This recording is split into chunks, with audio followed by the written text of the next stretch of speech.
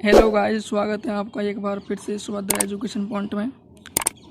तो guys, BEd internship diary में एक ये डायरी होती है समग्र शिक्षण योजना वाली, जिसको अक्सर विद्यार्थी भर नहीं पाते हैं और वो कहते हैं कि ये किस प्रकार भरती है या किस प्रकार भरी जाती है। तो गाइस, आज हम आपको बताएंगे कि समग्र शिक्षण योजना वाली डायरी जो होती है वो किस प्रकार भरी जाती है। तो आइए देर नहीं करते हुए आगे बढ़ते हैं गाइस। तो गाइस, हम बताएंगे कि समग्र शिक्षण योजना वाली डायरी होती है वो किस प्रकार भरी जाती है। तो सबसे पहले मैं आपको बता दूं कि जो बीएड में विभिन्न सब्जेक्टों के विद्यार्थी होते हैं, जैसे कि कुछ तो बायोलॉजी को होता है, किसी पास सब्जेक्ट बायोलॉजी होती है, जनरल साइंस होती है, केमिस्ट्री होती है, या फिर किसी के पास में अपनी हिंदी होती है, या फिर सोशल साइंस, हिस्ट्री वगैरह होती है। तो उनके लिए ये सभी के लिए अलग अलग प्रकार से भरी जाती है ये डायरी। तो उनके लिए बस, और उसमें कुछ नहीं है, बस आपको क्या है कि आपने जो अपनी बड़ी डायरी जो होती है अपनी लेसन प्लान वाली, उनमें से आपको ये भरनी होती है। यहाँ पर सहायक सामग्री पूछी है तो आप सहायक सामग्री में आप वहाँ पर लिखते हैं कि चौक, डस्टर, पाठ्य पुस्तक, इस प्रकार।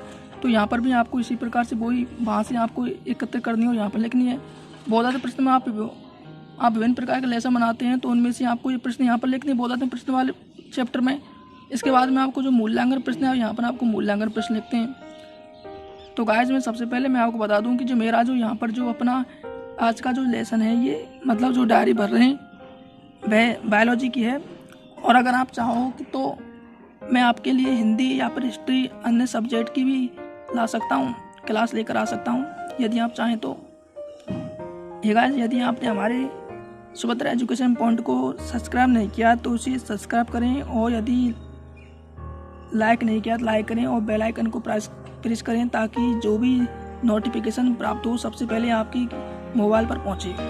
तो गाइस, देर नहीं करते हुए आइए अपनी डायरी को भरते हैं। तो आप सबसे पहले यहाँ पर आपकी जो इस प्रकार की डायरी होती है, इसमें आप सबसे पहले आप इसे कॉलमों में विभाजित कर लेंगे। जैसे कि जैसे मैंने यहाँ पर इसको 4 कॉलम में बांटा है, तो आप इस प्रकार से 4 कॉलम बांट लेंगे। और यहाँ पर पहले कॉलम में आप सबसे पहले लिखेंगे कि हमने जो सहायक सामग्री ली है, ये चाक, डस्टर, चार्ट और पाठ्य पुस्तक। इसके बाद में यहाँ पर बोधा प्रश्न लेंगे कि मेरा जो पहला क्वेश्चन है यहाँ पर पेड़ पौधे क्या हैं, और दूसरा क्वेश्चन है कि किसी कुर्सी, टेबल, मेज कैसी वस्तुएं हैं। इसके बाद में मूल्यांकन प्रश्न में लूँगा कि सजीव किसे कहते हैं और सजीव और निर्जीव मंत्र बताइए। इसके बाद में दूसरा जो मेरा यहाँ पर जो कॉलम है, इसमें मैं ये सामग्री भरूँगा। उसके बाद में कोशिका का अध्ययन क्या है, प्रोकैरियोटिक कोशिका का उदाहरण दीजिए। इसके बाद में कोशिका खोज किसने की, कोशिका बहुकोश के जीव को समझाइए। इसके बाद में मेरा तीसरा कॉलम है, इसी प्रकार मैं इसमें अपनी सहायक सामग्री भरूंगा। यहाँ पर बोधात्मक प्रश्न करूंगा और यहाँ पर कुछ मूल्यांकन क्वेश्चन पढ़ूंगा।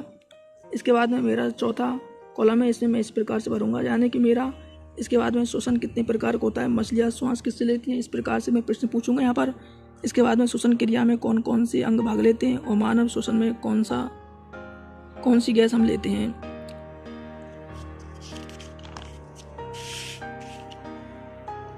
और गाइस, ये हमारा अगले वाला पन्ना होता है। इसमें आपको क्या करना है कि आपको इसमें कुछ नहीं करना, बस यहाँ पर पाठ्य संख्या, यानी कि आप जो सामग्री यानी आप जो इसमें भर रहे हो उसको आप लिखना है कि आपने जो अपने पिछले वाले पन्ने में आपने जो प्रश्न पत्र पूछे हैं वो कौन कौन सी लेसन प्लान से आपने लिए हैं उसको लिखना है और उसकी संख्या डालनी है। जैसे कि यहाँ पे पाठ्य संख्या 1 है। इसके बाद मैं ऐप्स का नाम लिखूंगा। तो मेरा जो पहला प्रकरण था वो सजीव और निर्जीव के ऊपर क्वेश्चन थे।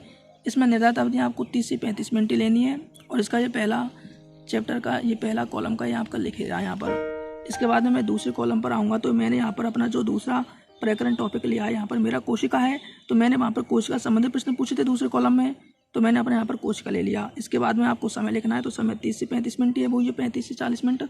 इसके बाद में यहाँ पर मैं अपनी गतिविधियों में लिखूँगा कि बच्चे ध्यानपूर्वक सुनते हैं और लिखते हैं।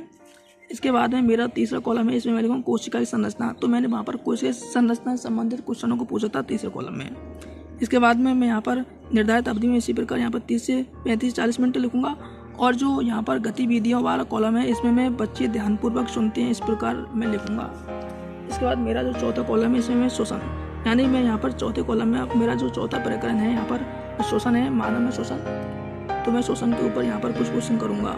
इसके बाद में जो निर्धारित समावधि है इसमें 35 से 40 मिनट बोई, और यहाँ पर जो गतिविधियाँ हैं इसमें मैं बच्चे ध्यानपूर्वक सुनते हुए लिखते हैं, इस प्रकार से ये करूँगा।